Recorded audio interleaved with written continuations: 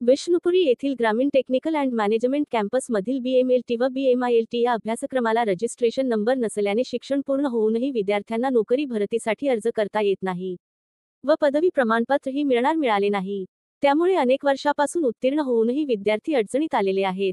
दरम्यान विद्यार्थी काँग्रेस NSUI चे जिल्हाध्यक्ष सूरज शिंदे पाटील यांनी ग्रामीणच्या विद्यार्थ्यांना घेऊन गुरुवारी दिनांक 20 नोव्हेंबर रोजी जिल्हाधिकाऱ्याकडे ग्रामीणच्या चौकशीची निवेदनाद्वारे मागणी केलेली आहे।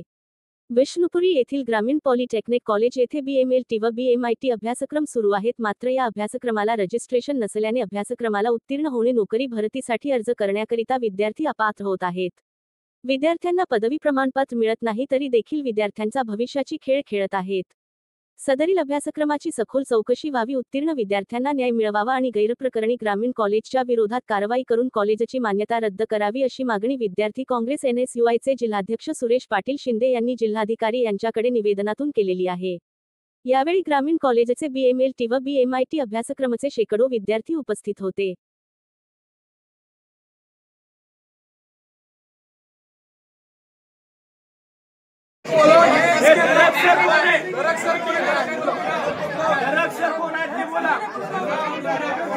उनको कॉल लगा sir, Rathod sir, Rathod sir, Rathod sir.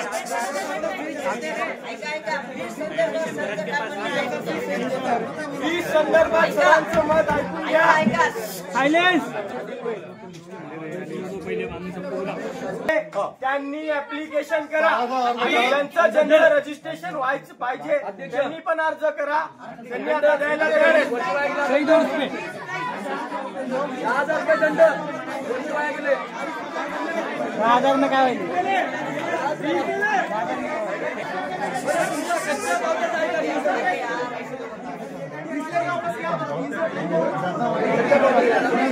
BMIT चे मुलं आहेत, त्यांचा रजिस्ट्रेशनचा प्रॉब्लेम आहे। मी आपल्याला भेटलो होतो डॉक्टर तुषार सोबत, डायरेक्टर साहेबांसोबत हे करून। काय माहिती, आम्ही तो प्रपोजल तुमचं पाठवलं मंत्रालयात, मंत्रालयाकडून आमच्याकडे ते आलंय परत, आणि जे तयार करून आता प्रशासकाचं नाहीये, तर पुढच्या आठवड्यात आम्ही तो प्रशासकाचं कोण मॅडम आहेत, आम्हाला काही सांगू नका तुमचे ते नाटक। मला बोलू द्या 2 मिनिटं। मॅडमला बोलू द्या की, सरांना बोलून द्या, सरांना बोलून द्या ना, सरांना फोन द्या।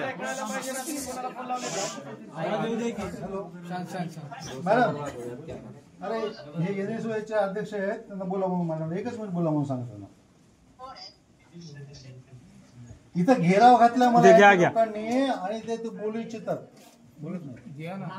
हॅलो हॅलो, बोला, एकच बोला, बाकी आवाज स्पीकर। मॅडम नमस्कार। पहिलं तुम्ही तुमची ओळख सांगा। श्री शिल्पा किरण परब बोलत आहे, ऍडिशनल चार्ज आहे रजिस्ट्रार पॅरामेडिकल काउन्सिल। कुठली पॅरामेडिकल काउन्सिल?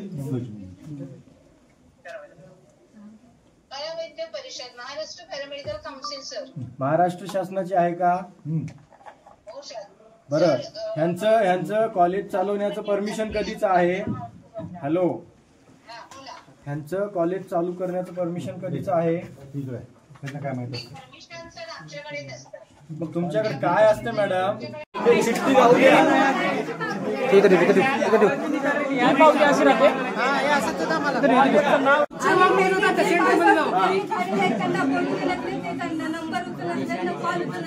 आणि तुम्ही आमच्या कॉलेजमध्ये नव्हता असं डायरेक्टली सांगायला ह्यांनी ह्याच्या समोर बोलायला सांगायला त्यांनी आज समाधानकारक उत्तर नाही दिले तर आपण लेखी साहेबांकडे जाऊ आणि त्यांना यांची शिक्षण संस्था बंद करण्याची मागणी करू।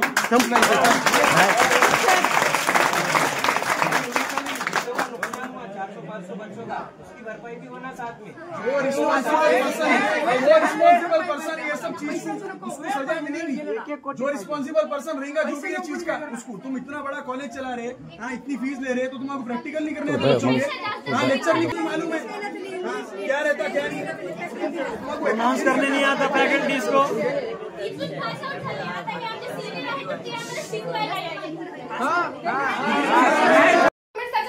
मला जर टीसी काढायची असेल प्रोसेस सांगा, मला मी टीसी काढायला तयार आहे।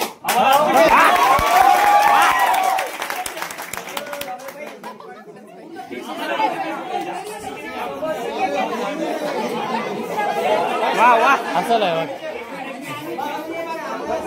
सर 3 मीटिंग से कंटिन्यू मैं खाली कम से कम अरे मैं प्रिंसिपल होगा तेरा अभी नहीं होना। प्रिंसिपल को बुलाओ ना, बुलाओ ना सर, बुलाओ ना प्रिंसिपल।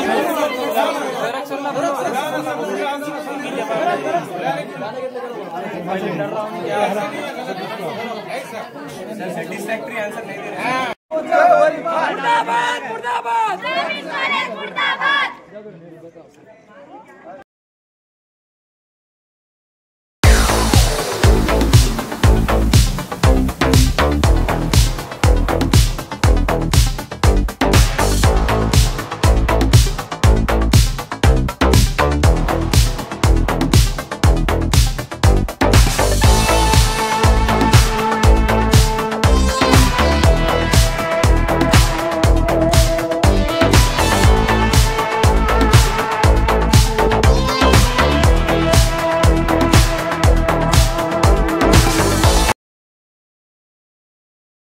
श्रीराम लाखे, आम्ही 2023 मध्ये BMLT या ब्रांचला GTMC कॉलेजमध्ये ऍडमिशन घेतलं होतं.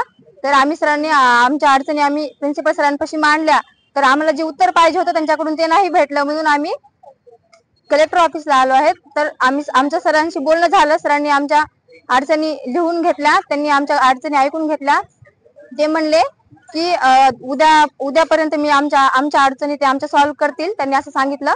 आमचा प्रॉब्लेम आहे की आम्हाला रजिस्ट्रेशन नंबर भेटत नाहीये, म्हणून आम्ही कलेक्टर ऑफिसला आलेलो आहोत.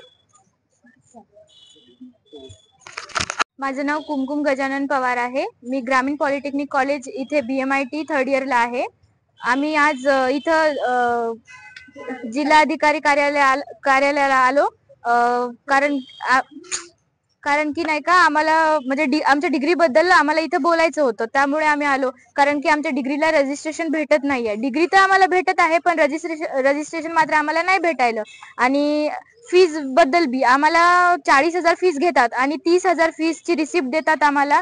त्यामुळे आमचं म्हणणं आहे की आम्हाला 40,000 फीज आहे, तर तुम्ही 40,000ची रिसिप्ट द्या ना. आणि जर 30,000ची द्याले तर 30,000 फीस घ्या आमच्याकडून, असं यांनी घपला करतात. त्यामुळे आम्ही आज इथं कलेक्टर ऑफिसला बोलायला आलो. सरांशी चर्चा झाली, आता त्यांना काय ऍक्शन घ्यायचं आहे त्यांनी घेतली. प्राचार्यांनी लेखी स्वरूपामध्ये तुम्हाला असं काय आश्वासन वगैरे दिले? हो दिले, त्यांनी लिहून दिले. आणि त्यांनी असं पण सांगितलं की जे विद्यार्थी फर्स्ट इयरला आहेत त्यांनी अर्ज करून म्हणजे त्यांच्या फीस सहित त्यांना TC देण्यात येईल, असं पण त्यांनी सांगितले फर्स्ट इयर वाल्यांसाठी. जिल्हाधिकारी सरांसोबत सकारात्मक चर्चा वगैरे झाली का, काय वाटतं? हो, त्यांनी समजून घेतल्या आमच्या सगळ्या गोष्टी. त्यांनी लिहून पण घेतलंय आमचं सगळं, म्हणजे आम्हाला काय अडचणी आहेत ते. आणि त्यांनी सांगितलं की ते त्याच्यावर लवकरच कारवाई करेल. माझं नाव साक्षी वाघमारे आहे. मी BMIT 3rd इयरला आहे. तर आम्ही त्या कॉलेजमध्ये आहोत, पण तिथे आम्हाला एक तर जास्तीची फीस घेत आहेत. जी ग्रामीण पॉलिटेक्निक कॉलेज, तिथे आम्हाला 30,000 फीस आहे आमच्या ज्युनियर्सला आणि सिनियर्सला, पण आमच्याकडून 40,000 फीस घेत आहेत. आणि फीस तर घेत आहेत, पण आम्हाला प्रॅक्टिससाठी कुठेच आम्हाला प्रॅक्टिकल जे आहेत आम्हाला हॉस्पिटलला पाठवतात, पण ते कुठेच पाठवत पण नाहीयेत, कुठल्या हॉस्पिटलला बोलत नाहीयेत, आम्हाला कुठे हॉस्पिटल अवेलेबल नाही करून देत आहेत. आणि आम्ही स्वतःहून जाऊन बोलले आणि आम्ही म्हणलं की आम्ही ग्रामीण कॉलेजचे आहोत, तर त्यांनी आम्हाला काढून टाकत आहेत की नाही तुम्हाला नाही घ्यायचं, आमच्या इथं ऑलरेडी स्टुडंट आहेत वगैरे. त्यांनी काहीच अवेलेबल पण करून देत नाहीयेत.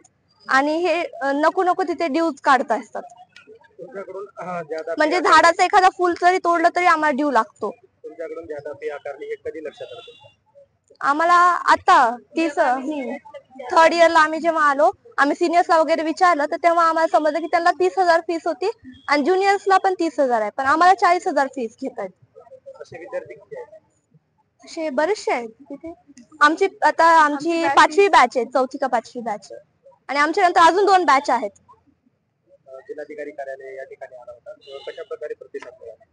सरांनी बोलले आमच्याशी, जिल्हाधिकारी सरांनी प्रॉब्लेम्स आमचे सगळे नोट करून घेतलेत आणि आम्हाला सहमती दिली आहे तशी करतील म्हणून.